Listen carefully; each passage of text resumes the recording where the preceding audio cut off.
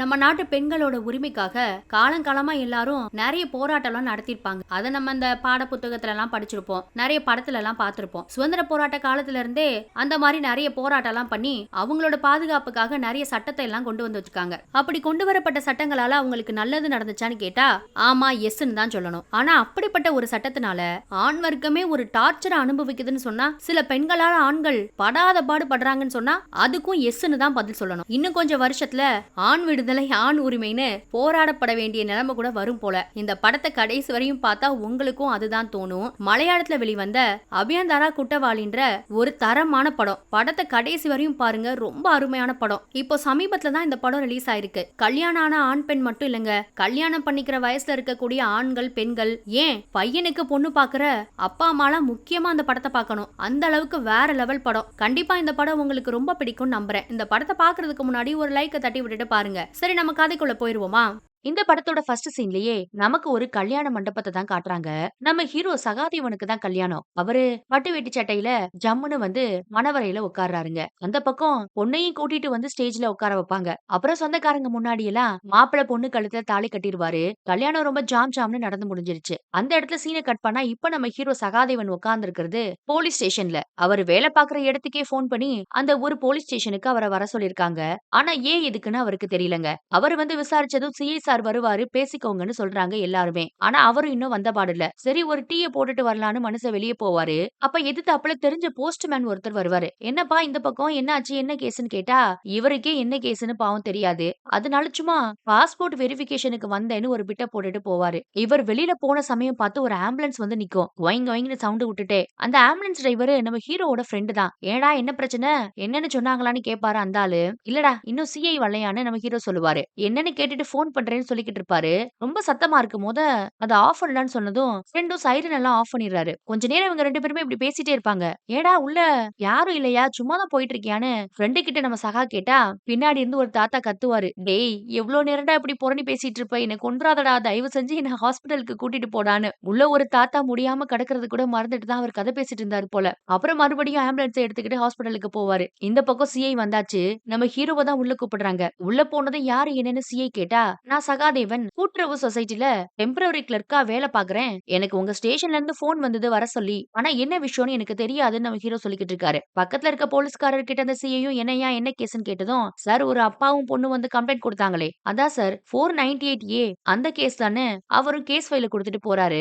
இப்பதான் பிரச்சனை என்னன்னே தெரிய போகுது. எதிர்த்தாப்புல இருக்க போலீஸ்காரும் நம்ம ஹீரோ கிட்ட வீட்ல என்ன பிரச்சனைன்னு கேட்பாரு. வீட்லயா, வீட்ல ஒரு பிரச்சனையும் இல்லையே சார். சரி அப்ப நைனானா யாருன்னு கேட்டா அது என் பொண்டாட்டி தான் சொல்றாரு ஹீரோ. அவங்க தான் வந்து உங்க மேல கம்ப்ளைண்ட் பண்ணிருக்காங்க. சரி சரி, இந்த கம்ப்ளைண்ட் எல்லாம் படிச்சு பாத்துட்டு இருங்க, வெளியில ஏதோ சத்தம் கேக்குது, நான் போயிட்டு வரேன்னு சொல்லிட்டு அவர் போவாரு. ஆனா இந்த கம்ப்ளைண்ட் போட்டோ எல்லாம் எடுக்க கூடாதுன்னு சொல்லிட்டு தான் போவாரு. நம்ம ஹீரோவும் அதை படிச்சு பார்த்தா பொண்டாட்டியும் மாமனாரும் தான் வந்து கம்ப்ளைண்ட் கொடுத்திருக்காங்க இவர் மேல. கிடைச்ச சின்ன கேப்ல ஃப்ரெண்ட்ஸுக்கு எல்லாம் போன் பண்ணி வர சொல்லிடுவாரு. இவருக்கு ரொம்ப க்ளோஸ் ஃப்ரெண்ட்ஸா ரெண்டே பேர் தான் இருப்பாங்க. நான் எதுக்குமே உருப்படாதவன்னு கம்ப்ளைண்ட் கொடுத்திருக்கா மச்சான்னு சொல்லிக்கிட்டு இருப்பாரு. பரவாயில்லையடா, உன் கூட வாழ்ந்த 10 நாள்லயே அவ கண்டுபிடிச்சிட்டாளேன்னு பக்கத்துல இருக்க ஒரு பெண்டுக்காரன் சொல்லுவான். நம்ம ஹீரோ கடுப்புல முறைச்சதும் சரி சரி விடு, ஒரு வக்கீல் கிட்ட போன் பண்ணி என்ன பண்ணலாம்னு கேட்போம்னு சொல்லிட்டு ஒரு அட்வொகேட்டுக்கு போனை பண்ணி கேட்டா அவரும் போலீஸ்காரங்க கிட்ட எப்படி பதில் சொல்லணும்ன்ற விவரத்தை எல்லாம் சொல்லி கொடுப்பாரு. நகையை பத்தி கேட்டா நகை உங்ககிட்ட இல்ல, பொண்ணு வீட்டுக்காரங்க கிட்ட தான் இருக்குன்னு போலீஸ்காரங்க கிட்ட சொல்லுங்கன்னு அந்த வக்கீல் சொல்லி கொடுப்பாரு. ஆனா உண்மையிலேயே அந்த பொண்ணு போட்டுட்டு வந்த நகை இருக்கிறது நம்ம ஹீரோ அம்மாவோட லாக்கர்ல தான். எப்படி போய் சொல்றதுன்னு நம்ம ஹீரோ யோசிக்கும் போது ஃப்ரெண்ட்ஸ் எல்லாம்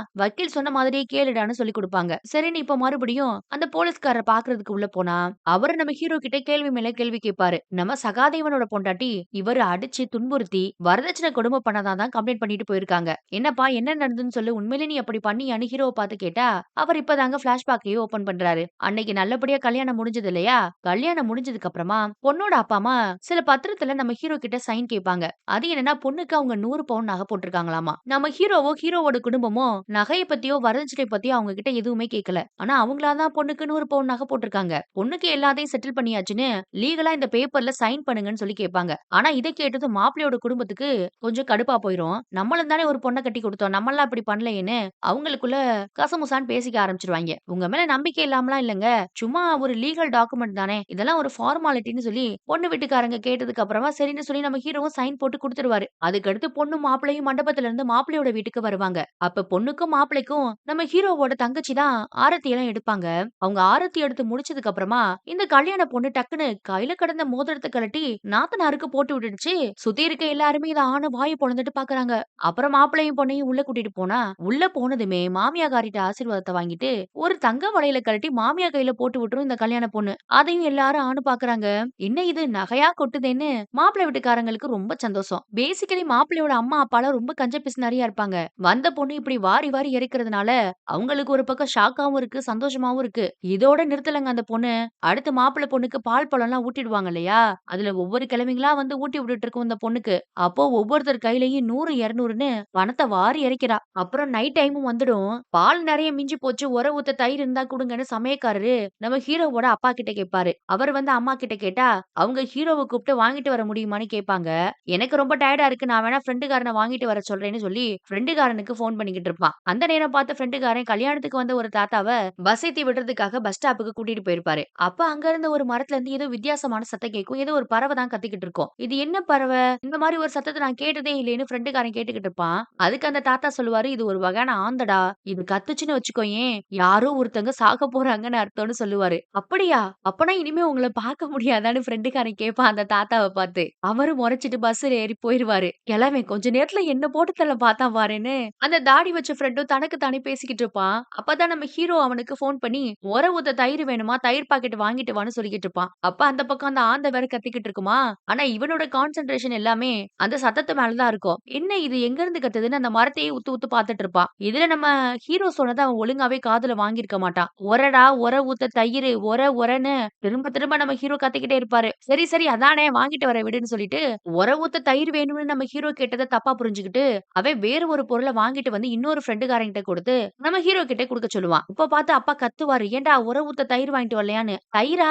தயிரெல்லாம் வாங்கிட்டு வர சொல்லி, இந்தா போய் வாங்கிட்டு வரேன்னு" மறுபடியும் அவன் தயிர் வாங்க போவான். அவன் குடுத்த கவர வாங்குன இன்னொரு ஃப்ரெண்டும் அத கொண்டு வந்து நம்ம ஹீரோ ரூம்ல வச்சுட்டு போயிடுவான். அப்பதான் இந்த கல்யாண பொண்ணும் பால் எடுத்துக்கிட்டு ரூமுக்கு வரும். நம்ம ஹீரோவும் கரெக்ட்டா குளிச்சுட்டு வெளில வந்துப்பான். அந்த பொண்ணு முன்னாடி சட்டை இல்லாம நிக்கிறது இவனுக்கு கொஞ்சம் சங்கடமா இருக்கும். வேக வேகமா ஒரு டீ ஷர்ட் எடுத்து போட்டுப்பான். ரொம்ப டயர்டா இருந்தது அதான் குளிச்சேன்னு அந்த பொண்ணுகிட்ட பேசிக்கிட்டே இருப்பான் பாத்தீங்களா? அப்ப இவனோட கைப்பட்டு ஃப்ரெண்டுக்காரன் வச்சுட்டு போன பார்சல் கீழ விழுந்துரும். அதுக்குள்ள இருந்து இவங்க 2 பேருமே எதிர்பார்க்காத சில பொருள் எல்லாம் கொட்ட ஆரம்பிச்சுரும். அத பார்த்துட்டு அந்த பொண்ணுக்கு கை கால்லாம் கிடுகிடுன்னு நடுங்கும். எனக்கு ரொம்ப டயர்டா இருக்குன்னு சொல்லிட்டு பால வச்சுட்டு அவ ஓடி போய் கண்ண மூடிட்டு படுத்துருவா. நம்ம ஹீரோவும் இது என்னோடது இல்லன்னு எவ்வளவோ சொல்லி பாப்பான். ஆனா அவ இறுக்கமா கண்ண மூடி படுத்துப்பா. இவனுக்கும் என்ன சொல்லி புரிய வைக்கணும்னு தெரியாது. ஆனா கல்யாண அன்னைக்கு எதுவுமே நடக்கலன்னு இவனுக்கு கொஞ்சம் வருத்தமா தான் இருக்கும். இவனும் போய் படுத்து தூங்கிருவாங்க. இந்த கதையெல்லாம் கேட்டுட்டு இருக்க போலீஸ்காரர் கேட்பாரு, "அப்பனா அன்னைக்கு ஒண்ணும் நடக்கலையான்னு?" கூட இன்னும் 4, 5 போலீஸ்காரங்க நின்னுகிட்டு, "அன்னைக்கு ஒண்ணும் நடக்கல போலன்னு" பேசிப்பாங்க. "என்ன நீங்கலாம் இங்க வந்திருக்கீங்கன்னு?" அவங்கள பார்த்து அந்த சிஐ கேட்டா, "கதை ரொம்ப விறுவிறுப்பா இருக்கு சார். அதான் இத கேட்டுட்டு இங்கேயே நின்னுட்டோம்னு" சொல்லிட்டு இருக்காங்க. நம்ம ஹீரோவும், "அன்னைக்கு மட்டும் இல்ல, என்னைக்குமே ஒண்ணும் நடக்கலன்னு" சொல்லுவான். அப்புறம் கதைய மேல சொல்ல ஆரம்பிப்பான். மறுநாள் ஃப்ரெண்ட்ஸ பாக்குறதுக்காக போயிருப்பான். ஃபர்ஸ்ட் நைட் அன்னைக்கு ஒண்ணுமே நடக்கலைன்றத ஃப்ரெண்ட்ஸ் கிட்டயும் வருத்தப்பட்டு சொல்லிக்கிட்டு இருப்பான். அப்ப ஃப்ரெண்ட்ஸ் எல்லாம் ஐடியா குடுப்பாங்க. "ரொம்ப வெறப்பா இருக்காதடா, கொஞ்சம் ஃப்ரெண்ட்லியா பழகி பாரு, கொஞ்சம் லூஸ் விட்டு பாருடான்னு" சொல்லி குடுப்பாய்ங்க. இவனும் அதையெல்லாம் கேட்டுட்டு வருவான். இன்னைக்காவது ஏதாவது நடக்கும்னு சென்ட் எல்லாம் அடிச்சு ரெடி ஆயிட்டு இருப்பான் பையன். திடீர்னு பார்த்தா இவனோட பொண்டாட்டி அந்த பக்கம், "ஏங்க நம்ம பாட்டுக்கு பாட்டு விளையாடுவோமான்னு" கேட்பா. "என்னது பாட்டுக்கு பாட்டா?" "ஆமாங்க, அந்தாக்ஷரின்னு சொல்லுவாங்கல்ல, வாங்க விளையாடுவோம்னு" அவ கம்பல் பண்ணி கூப்பிடுவா. இவனுக்கும் ஃப்ரெண்டுக்காரங்க சொன்னதெல்லாம் ஞாபகத்துக்கு வரும். சரி கொஞ்சம் லூஸ் விட்டு பாப்போம்னு முடிவு பண்ணி அவனும் விளையாட ஆரம்பிப்பான். மாறி மாறி பாடிட்டு இருப்பாய்ங்க. இப்படி 2 பேரும் மாறி மாறி பாடிட்டு கிடந்ததுல ஒரு லெவலுக்கு மேல நம்ம ஹீரோ தூங்கியே போயிடுவான். அவ ஏதோ தாலாட்டு மாரி ஒரு பாட்ட அப்படியே இழுத்து இழுத்து பாடி இவன தூங்கவே வச்சுட்டா. இவன் நல்லா தூங்குனதுக்கு அப்புறமா போய் படுத்துப்பா. அப்புறம் என்ன நம்ம ஹீரோவும் நல்லா தூங்கி எந்திரிக்கிறத காட்டுவாங்க. மறுநாள் காலையில 2 பேரும் அங்கங்க பார்த்து சிரிச்சுப்பாய்ங்க. புதுசா கல்யாணம் ஆன ஜோடி இல்லையா? வீட்டுக்குள்ள அங்கங்க சின்ன சின்னதா ரொமான்ஸ் எல்லாம் பண்ற மாரி காட்டுறாங்க. இதெல்லாம் அப்படியே ஒரு பாட்டுல வரும். அவள இம்ப்ரெஸ் பண்றதுக்காக நெறைய இடத்துக்கு கூட்டிட்டு போவான். படத்துக்கு, பார்க்குக்குன்னு நெறைய இடத்துக்கு போய் சந்தோஷமா இருக்க மாரி நமக்கு காட்டுறாங்க. அடுத்து ஒரு நாள் அவள இம்ப்ரெஸ் பண்றதுக்காக ஸ்பைடர்மேன் கெட்டப் போட்டு பறந்து வருவான்.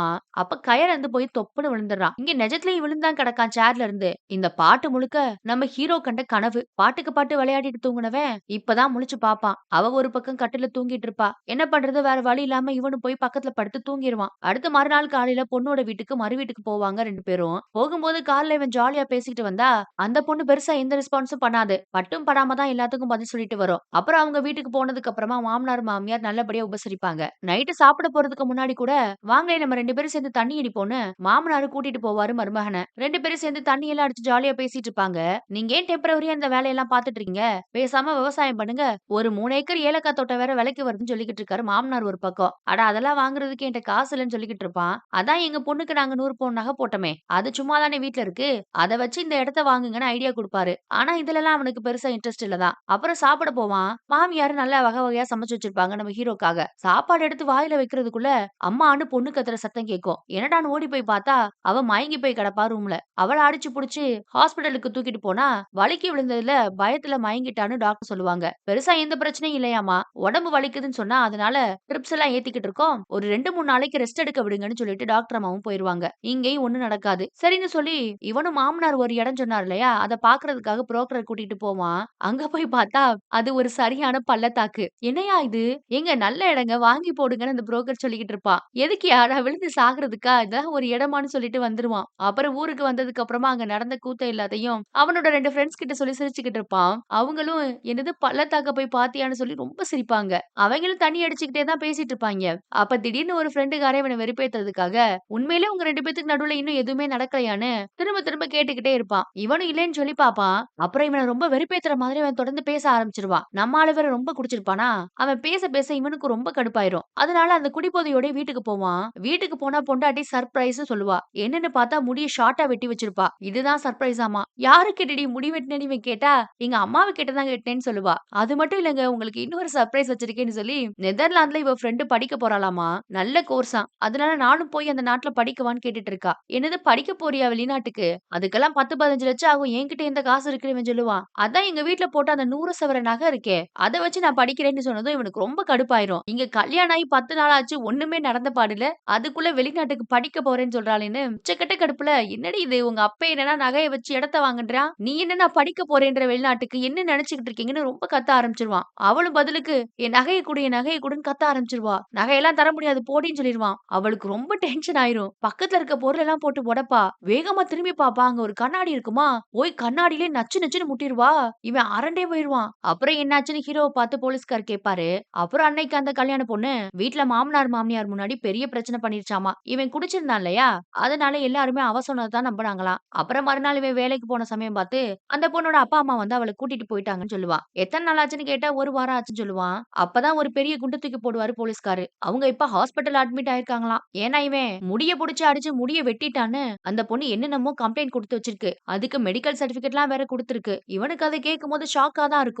அப்பதான் அந்த போலீஸ்காரர் சொல்லுவாரு, "உங்க மேல போடப்பட்ட கேஸ் என்னன்னு தெரியுமா? 498 அந்த கேஸ ஸ்ட்ராங் ஆக்குறதுக்காக தான் அந்த பொண்ணு இப்படி நடிக்குதுன்னு எங்களுக்கு நல்லா புரியுது. ஆனாலும் அந்த பொண்ணோட நகைய அவங்க கிட்ட திரும்பி குடுத்துருங்கன்னு" நம்ம போலீஸ்காரர் சொல்லுவாரு. நம்ம ஹீரோ இவ்வளவு நேரம் சொன்னதுல, அவருக்கு நம்ம ஹீரோ மேல எந்த தப்பும் இல்லன்றது நல்லாவே புரியுது. ஆனா நம்ம ஹீரோ இத கேட்டுட்டு என்ன சொல்லுவான்னா, "அந்த வக்கீல் சொல்லிக் குடுத்த மாதிரி நகை எங்க கிட்ட இல்ல. பொண்ணு வீட்டுக்காரங்க கிட்ட தான் இருக்குன்னு" சொல்லுவான். இத கேட்ட போலீஸ்காரர் ஒரே வார்த்தையில, "இவ்ளோ நேரம் நீ சொன்னது உண்மைதான் தம்பி நான் நம்புறேன். ஆனா இத நான் நம்ப மாட்டேன். நகை கண்டிப்பா உங்க கிட்ட தான் இருக்கணும். ஒழுங்கா நகைய ஒப்படைக்க பாருங்கன்னு" சொல்லிடுவாரு. இவனும் வெளிய வந்து யோசிச்சு பாப்பான். இவனுக்கு ரொம்ப கஷ்டமா இருக்கும். கல்யாணம் ஆகி 10 நாள் தான். அதுக்குள்ள ஒண்ணுமே நான் வாழலையேடா! என்னடா இது கல்யாணம்?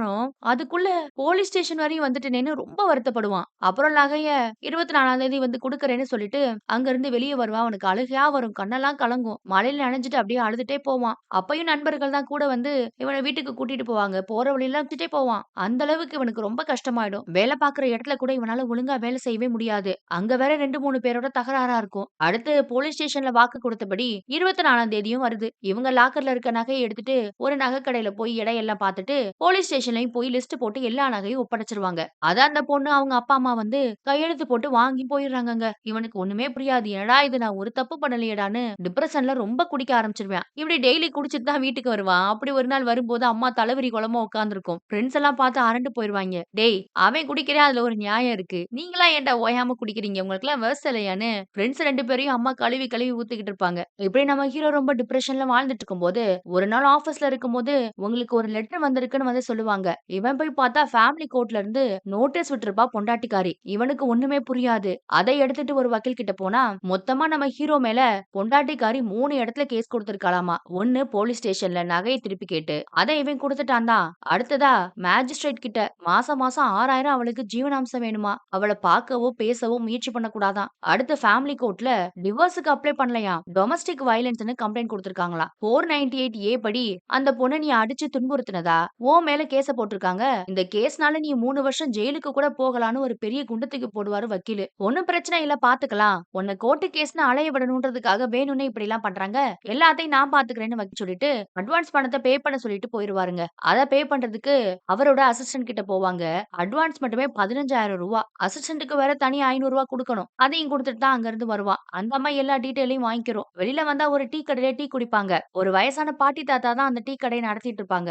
அவங்க நம்ம ஃப்ரெண்டுக்காரனுக்கு ஹீரோக்கெல்லாம் தெரிஞ்சவங்க தான். அவர் அந்த அம்மா கிட்ட பிரியாணி சாப்பிடணும் காசு குடுன்னு கேட்டுட்டு இருப்பாரு. அவங்க காசு இல்லன்னு சொல்லிட்டு இருப்பாங்க. இத பார்த்துட்டு ஹீரோ நான் வாங்கி தரவான்னு கேட்பான். ஆனா அவரு வேண்டான்னு சொல்லிருவாரு. அப்புறம் டீ குடிச்சிட்டு அவர் பிரியாணி சாப்பிடுறதுக்காக இவனும் ரூ. 200 மேல காசு குடுப்பான். என்னப்பா டீக்கு இவ்ளோ காசு குடுக்குற? என்கிட்ட காசு இல்ல. சில்லறை இல்லன்னு அந்த அம்மா சொல்லுவாங்க. பரவால்ல நான் அடிக்கடி இங்க தான் வந்து போவேன். அப்படியே டீ குடிச்சு கழிச்சுக்கிறேன்னு சொல்லிட்டு போவான். அவனோட அந்த குணத்த பார்த்து அந்த தாத்தாவுக்கு ரொம்ப சந்தோஷமா இருக்கும். அப்புறம் இவனோட கதையும் அவங்க கிட்ட சொல்லுவான். எங்க கேஸ கூட இந்த வக்கீல் தான்ப்பா பாக்குறாரு. ரொம்ப திறமையான மனுஷன்னு அந்த வயசான அம்மாவும் நம்ம ஹீரோ கிட்ட சொல்லுவாங்க. இவங்களுக்கு என்ன கேஸ்ன்னு அவனுக்கு ஒண்ணும் புரியாது. அப்புறம் போகும்போது தான் ஃப்ரெண்டுக்காரன் அது என்ன கேஸ் சொல்றான். இந்த வயசான தாத்தாவுக்கும் பாட்டிக்கும் ஒரே ஒரு பையன் இருந்தானாமா. அவன நல்லபடியா வளர்த்து படிக்க வச்சு வேலையெல்லாம் வாங்கி குடுத்துட்டாங்க. அவனுக்கு கல்யாணமும் பண்ணி வச்சாங்களாம். அவனுக்கு குழந்தை பிறந்த சமயத்துல குழந்தைய பாக்குறதுக்காக அவன் வேகமா வந்திருக்கான் ஹாஸ்பிடலுக்கு. அப்போ ஆக்சிடென்ட் ஆகி அவன் இறந்து போயிட்டான். அவன் இறந்து போனதுக்கு அப்புறமா அவனோட வேலை, அவனோட இன்சூரன்ஸ் பணம் எல்லாமே அவன் பொண்டாட்டிக்கு தான் போய் சேர்ந்துச்சாம். அப்புறம் என்னன்னு இவன் கேட்டா, அது மட்டும் அவளுக்கு பத்தலையாம். புருஷனோட சொத்துல பாதி வேணும்னு சொல்லி கேஸ் போட்டாலாமா. இவங்களுக்கு சொத்து இருக்கான்னு நம்ம ஹீரோ கேட்டு பாப்பான். பெருசா எந்த சொத்துமே கிடையாது. ஒரு ஓட்டு வீடும் 3 சென்ட் இடமும் தான் இருக்காம். அதுவும் வேணும். அதுவும் என் புருஷன் சொத்து தானேன்னு அந்த பொண்ணு பாவம் இந்த வயசான பாட்டி தாத்தா மேல கேஸ போட்டிருக்கு. அந்த கேஸும் இந்த வக்கீல் தான் பாக்குறாருன்னு ஃப்ரெண்டுக்காரனும் ஹீரோ கிட்ட சொல்லிக்கிட்டே வருவான். இவனுக்கு அந்த கதையெல்லாம் கேட்க கேட்க ரொம்ப வருத்தமா இருக்கும். அந்த வருத்தத்தோடயே வீட்டுக்கு வந்தா அம்மா வீட்ல ஏதோ டிவி ப்ரோகிராம் பாத்துட்டு இருப்பாங்க. இங்க தமிழ்ல இந்த வீட்டு பிரச்சனைலாம் தீர்த்து வைக்கிற ப்ரோகிராம் இருக்கு இல்லையா? அதே மாதிரி அங்கேயும் டிவில ஏதோ ஒண்ணு ஓடிட்டு இருக்கும். அத பாத்துட்டு டேய் ஒரே எபிசோட்ல எல்லா பிரச்சனையும் தீர்த்து வச்சுறாங்கடா. நம்ம வேணா இந்த ப்ரோகிராமுக்கு போவோமான்னு அம்மா கேட்பாங்க. ஆமா இங்க ஊரே எல்லாம் நாறி கிடக்கு. இதுல இங்க வேற போகணுமான்னு அவன் டிவி ஆஃப் பண்ணிட்டு போயிடுவான். அடுத்து இவனோட கோர்ட் ஹியரிங் நாளும் வரும். அங்கேயும் போய் நிப்பான். பொண்டாட்டிக்காரியும் வக்கீலோட வருவா. அங்க பீட்டர்னு ஒருத்தர் நம்ம ஹீரோவுக்கு இன்ட்ரோடியூஸ் ஆவாருங்க. அவரோட கேஸும் அந்த கோர்ட்ல தான் நடக்குது.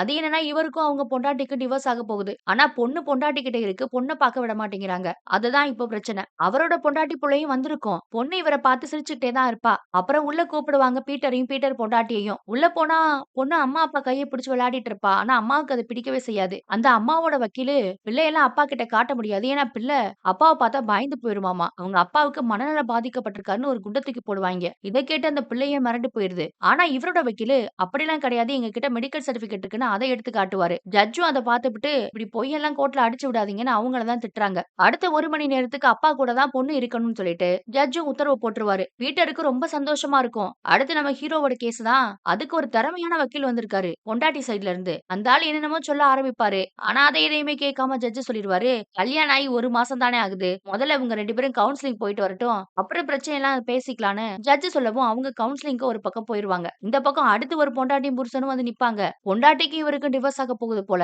அவரு பொண்டாட்டிக்கு குடுக்குற அந்த ஜீவனாம்சத்த 2, 3 மாசமா குடுக்கலையாம். இனிமே குடுக்கலன்னா உன் சொத்தை எல்லாம் ஜப்தி பண்ணிருவேன்னு ஜட்ஜ் வஞ்சிக்கிட்டு இருப்பாரு அந்த ஆள போட்டு. வெளிய வந்ததும் ஏயா மாசம் மாசம் ஒழுங்கா பொண்டாட்டிக்கு பணம் குடுக்க வேண்டியதான்னு வக்கீல் கேட்டா, என்கிட்ட எந்த பணம்யா இருக்கு? அவ தான் நல்லா படிச்சிருக்கால. அவ வேலை கிலைக்கு போய் சம்பாரிக்க வேண்டியதானேன்னு புருஷன்காரன் கழுவி கழுவி ஊத்துவான் பொண்டாட்டிய. ஆனா இந்த ஆண்கள் ரொம்ப பாவம் இல்லையா? இந்த வக்கீல்களுக்கும் ஃபீஸ் குடுக்கணும். பொண்டாட்டிக்கும் மாசம் மாசம் ஜீவனாம்சம் குடுக்கணும்னா ரொம்ப கஷ்டம் தான்ப்பா. அடுத்து நமக்கு பீட்டர் தான் காட்டுவாங்க. அவரு பொண்ணுக்காக பொம்மை எல்லாம் வாங்கிட்டு வந்திருப்பாரு.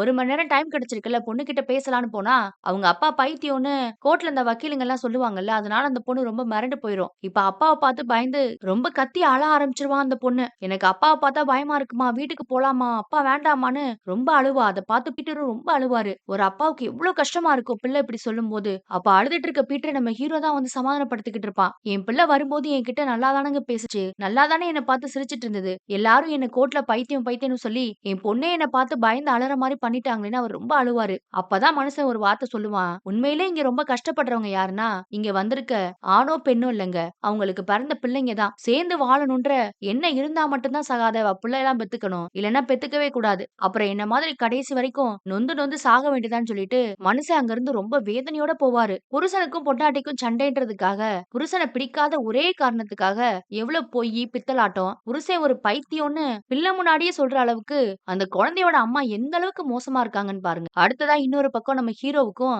அவன் பொண்டாட்டிக்கும் கவுன்சிலிங் நடக்கும். அதுல பொண்டாட்டிக்காரி பாருங்க, என் புருஷன் குடிச்சான், என்ன வந்து அடிச்சான்னு புழுகிக்கிட்டு இருப்பா. அதையெல்லாம் அந்த அம்மா பொறுமையா கேட்டுட்டு நம்ம ஹீரோவோட ஒப்பீனியனையும் கேட்பாங்க. அப்பதான் அவங்களுக்கு ஒரு விஷயம் தெரியும், இவங்க 2 பேத்துக்குள்ள ஒண்ணுமே நடக்கலன்னு. அத கேட்டதும் அந்த அம்மாவுக்கே ஷாக்கு. என்னம்மா இப்படி சொல்றாரு உன் புருஷன், ஒண்ணுமே நடக்கலையான்னு கேட்டா அவளும் ஆமான்னு தலையாட்டுவா.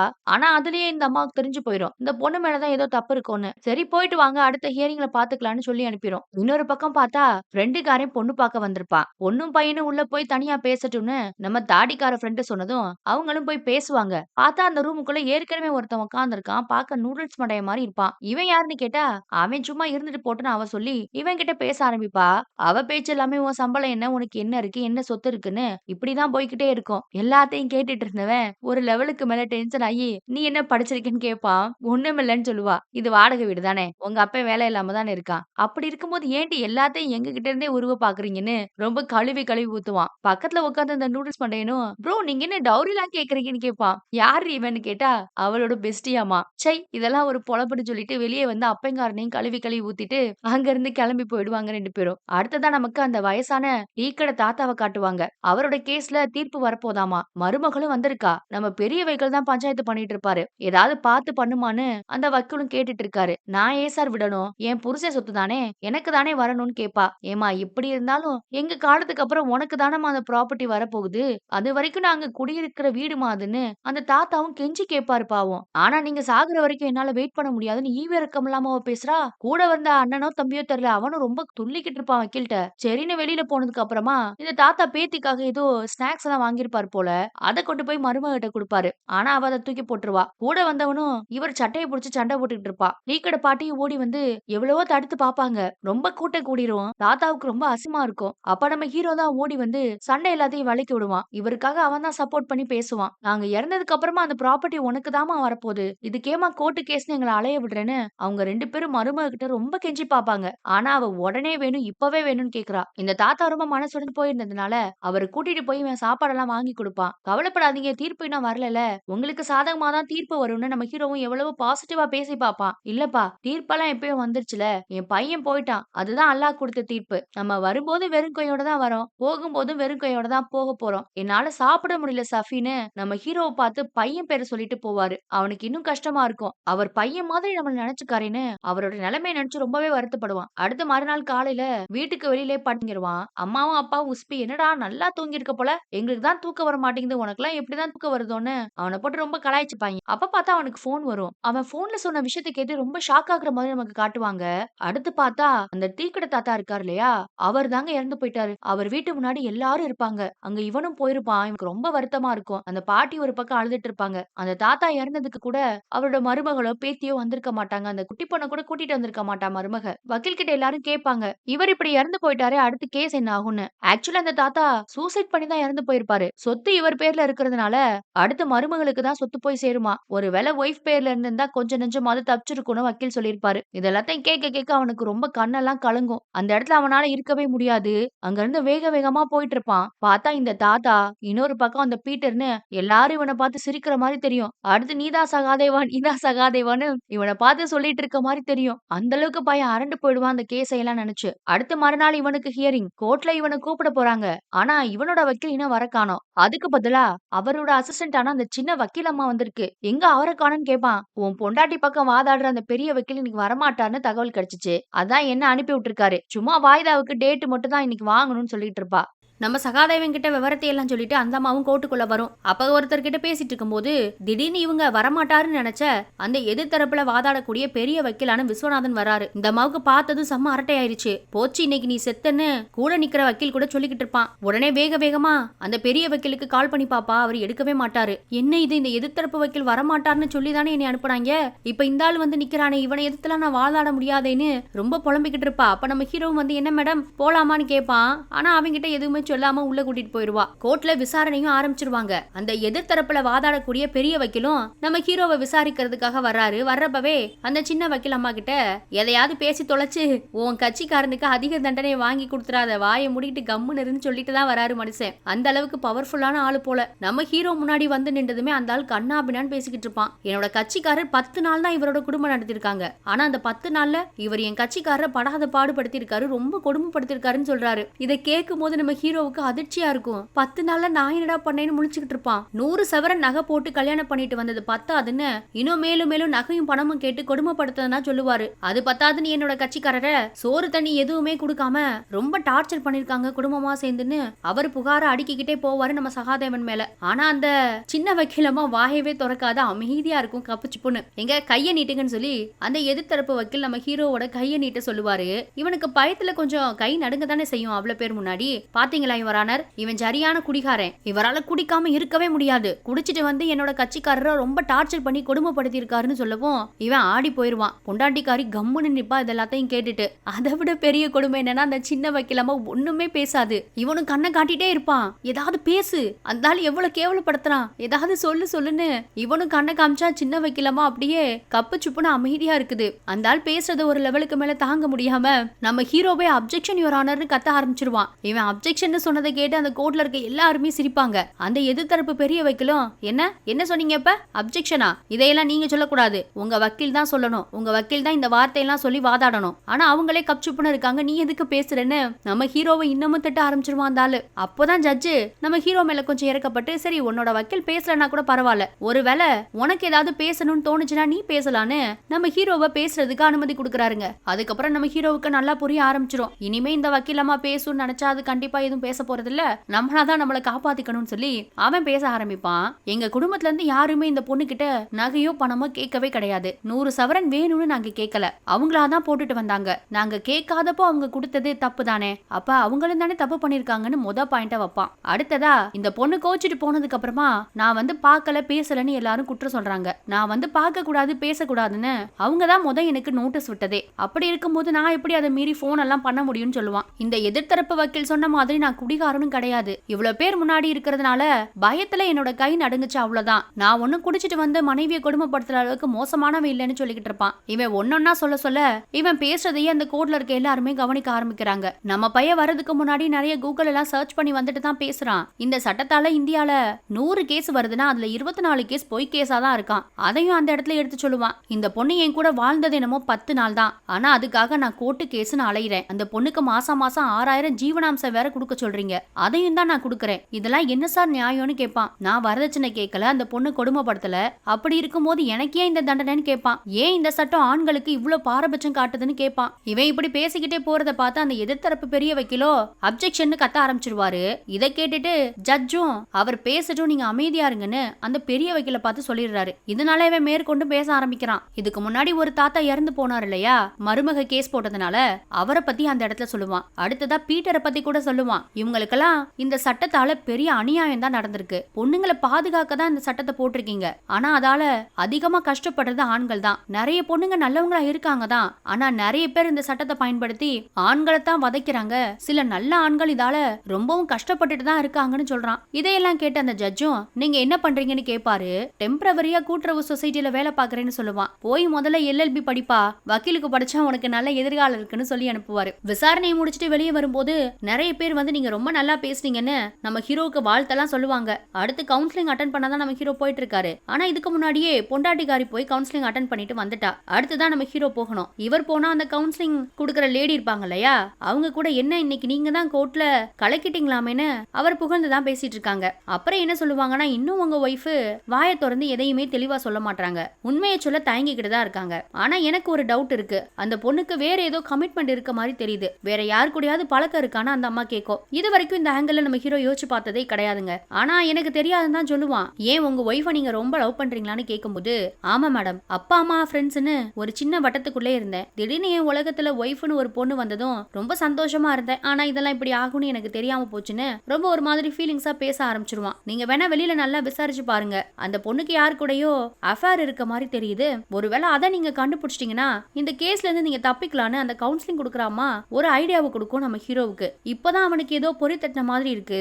அடுத்து இவன் வர்றது அந்த வக்கீல் ஆபீஸுக்கு தான். அவனை பார்த்ததுமே இந்த சின்ன வக்கீலாம தெரிச்சு ஓடிட்டு இருக்கும் ஒரு பக்கம். பெரிய வக்கீல்கிட்ட வந்து கண்ணா பின்னான்னு கத்துவான். என்ன சார், எதுக்கு சார் இந்த பொண்ணெல்லாம் அனுப்புனீங்க? அங்க வந்து ஒத்த வார்த்தை பேச மாட்டேன்ட்டா. என் பொண்டாட்டியோட வக்கீல் கோர்ட்ல என்னோட மானத்தை வாங்கிட்டான் சார்னு ரொம்ப டென்ஷன் ஆகி கத்திக்கிட்டு இருப்பான். இப்போ இந்த பெரிய வக்கீலும் இவன் கிட்ட சாரி எல்லாம் கேட்பாரு. தப்பு என்னோட தான்ப்பா, அவர் வர மாட்டார்னு சொன்னாங்க, அதனாலதான் நான் அசால்ட்டா இருந்துட்டேன். ஆனா அந்த கடைசி நேரத்துல இப்படி ஒரு வேலையை பாப்பான்னு எனக்கு தெரியாம போச்சு. கவலைப்படாத, அடுத்த ஹியரிங்ல நல்லபடியா உன் கேஸை முடிச்சு கொடுத்துறேன்னு சொல்லிட்டு இருக்காரு. அடுத்து அந்த கவுன்சிலிங் அம்மா சொன்ன விஷயத்தை எல்லாத்தையும் பெரிய வக்கீல் கிட்டையும் சொல்லுவான். ஒருவேளை அந்த பொண்ணுக்கு அஃபேர் இருந்தா நான் இந்த கேஸ்ல இருந்து தப்பிக்கலாமன்னு கேட்பான். அப்பனா அதை நீ தான் நிரூபிக்கணும். பொதுவா கோர்ட்ல ஒரு பொண்ணு மேல நம்ம குற்றம் சுமத்தணும்னா அந்த பொண்ணை யாருமே கேள்வி கேட்க மாட்டாங்க. நம்ம கிட்ட ஆதாரம் இருக்கான்னு தான் கேட்பாங்க. அந்த ஆதாரத்தை கொண்டு வா, அடுத்த ஹியரிங்ல கேஸ் நல்லபடியா முடிஞ்சிடும்னு பெரிய வக்கீலும் சொல்லி அனுப்புறாரு. அடுத்து வேகமா ஃப்ரெண்ட்ஸை பார்க்க தான் போவான். இந்த விஷயத்துல சொல்லும் போது அவங்களுக்கு ரொம்ப டென்ஷன் ஆகும். கவலைப்படாத, அவளோட சொந்த ஊருக்கே போய் எப்படியாவது விசாரிச்சு அப்படி எவனாவது இருந்தா நான் உடனே கண்டுபிடிக்கிறேன்னு ஃப்ரெண்ட்ஸுங்களும் வீர ஆவேசமா கிளம்புவாங்க. இவன் அதே டென்ஷனோட வீட்டுக்கு வருவான். வீட்டுக்கு வந்து அங்க இருக்க பீரோல எல்லாம் தேடி பார்ப்பான் ஏதாவது கிடைக்குமான்னு. அப்போ பீரோவுக்கு மேல ஒரு பேக் இருக்கும். அது பொண்டாட்டிக்காரியோட தான். அதை எடுத்து பார்த்தா அது குட்டியா ஒரு பென்ட்ரைவ் கிடைக்கும் உனக்கு. அதை போட்டு பார்க்கும்போது அதுல நிறைய போட்டோஸ் இருக்கும். அவ படிக்கும் போது காலேஜ்ல ஃப்ரெண்ட்ஸோட எடுத்துக்கிட்ட நிறைய போட்டோ இருக்கும். அதுல கார்ல ஒரு பையன் கூட உட்கார்ந்துருக்க மாதிரி ஒரு போட்டோ இருக்கும். அதை இவன் போன்ல போட்டோ எடுத்துப்பான். அடுத்து அவ ஏதோ ஒரு உமன்ஸ் ஹாஸ்டல்ல தங்கி கொஞ்ச நாள் படிச்சதுக்கான ரெசிப்ட் எல்லாம் இருக்கும். அதையும் இவன் எடுத்துப்பான் விசாரிக்கிறதுக்காக. அடுத்த நாள் காலையில இவன் எப்பவும் போல ஆபீஸ்க்கு போவான். அப்ப அங்க இருக்க பியூன் ஒருத்தர் வந்து செக்ரட்டரி கூப்பிடுவாருன்னு சொல்லுவாரு. இவனை உள்ள போய் என்ன விஷயம்னு கேட்டா, இவன் டெம்பரவரி போஸ்ட்ல தானே இருந்தான், இப்போ அந்த போஸ்ட்டுக்கு வேற ஒருத்தரை அப்பாயிண்ட் பண்ணிட்டாங்களாமா. உங்க மேல 2-3 கேஸ் இருக்குன்னு கேள்வி போட்டோம், கேஸை எல்லாம் முடிச்சிட்டு வாங்க, அப்புறம் வேலையை பத்தி பேசிக்கலான்னு அவனை வேலையை விட்டு அனுப்பிச்சிட்டாங்க. அவனுக்கு ரொம்ப கஷ்டமா இருக்கும். எந்த தப்புமே பண்ணாம எல்லாமே என்னை விட்டு போகுதேன்னு ரொம்ப வருத்தப்படுவான். இன்னொரு பக்கம் இவன் அம்மாவும் குலதெய்வ கோயிலுக்கு போய் இவனுக்கு பூஜை எல்லாம் பண்ணிக்கிட்டு இருப்பாங்க. அங்க இருக்க எல்லா விளக்கையும் வாங்கி அந்த அம்மா போட்டுட்டு இருக்கோம். அங்கதான் இவன் இன்னொருத்தரை மீட் பண்றான். அது யாருன்னா நம்ம சின்ன வைக்கலமா.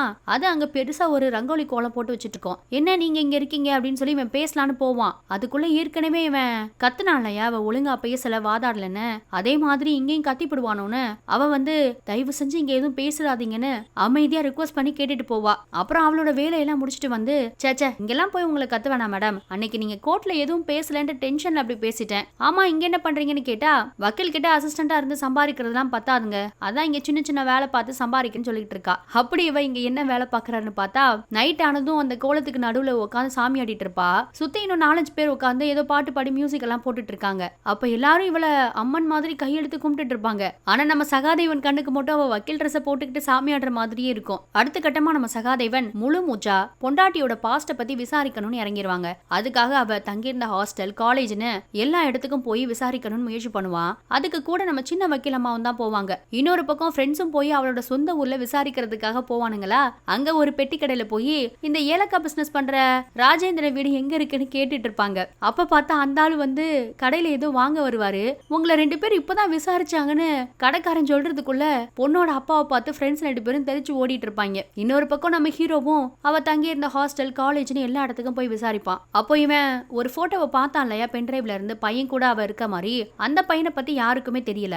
ஆனா அவளுக்கு ஒரு பெஸ்ட் ஃப்ரெண்டு காலேஜ்ல இருந்தாலாமா. அவ ஒரு பொண்ணு. அவளோட அட்ரஸ் கொடுத்து அவகிட்ட வேணா ஏதாவது தெரியுமான்னு கேட்டு பாருங்கன்னு சொல்லி அனுப்புவாங்க. அவங்க கொடுத்த அட்ரஸும் பக்கத்துல தான் இருக்கு. ஆனா அங்க போகணும்னா நைட் ஆயிடும், உங்களுக்கு ஒன்னும் பிரச்சனை இல்லையான்னு வக்கீல் அம்மா கிட்ட கேட்டா, எனக்கு ஒன்னும் பிரச்சனை இல்ல, வேலை முடிஞ்சா போதும் வாங்கன்னு சொல்லி அந்த அம்மா தான் தைரியமா கூட்டிட்டு போகுது. அவங்க போறதுக்குள்ள நல்லா இருட்டிடும். லைட் எல்லாம் அந்த வீட்டுல எரிஞ்சிட்டு இருக்கும். ஆனா யாருமே இருக்க மாட்டாங்க. இவளும் கூப்பிட்டு கத்தி பாப்பா. அப்ப உள்ள இருந்து ஒரு பொண்ணு எட்டி பாக்கும். இங்க சுகானான்னு யாராவது இருக்காங்களா பேசணும்னு சொல்லி நம்ம வக்கீல் அம்மா கேட்கும் போது அந்த பொண்ணு கதவை திறந்து இவங்க கிட்ட பேசுறதுக்காக வரும். அதுதான் சுகானாவான். அந்த பொண்ணு ஏற்கனவே நம்ம ஹீரோவை பாத்துருப்பா போல. பொண்டாட்டியோட பெஸ்ட் ஃப்ரெண்டு தானே, கல்யாணத்துக்கெல்லாம் கண்டிப்பா வந்திருப்பா.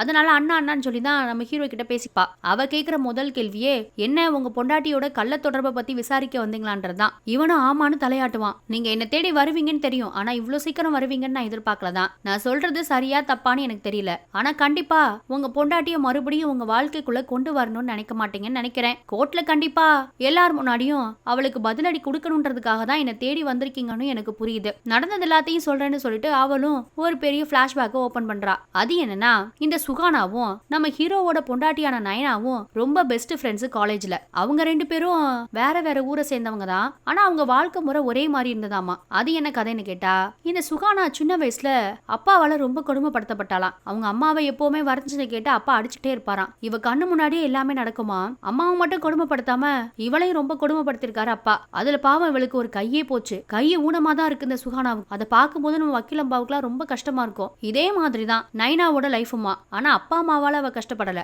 அவ யாரால கஷ்டப்படுறான்றத அவளே சொல்றா. அதுவும் கோர்ட்ல எல்லார் முன்னாடியும் சொல்றா. அவளுக்கு சொல்லிக் கொடுத்த ஒரு வாத்தியாரால அவ ரொம்ப டார்ச்சரா அனுபவிச்சாலாம். அந்த பையன் அவளை ரொம்ப அபியூஸ் பண்ணிருக்கான் போல.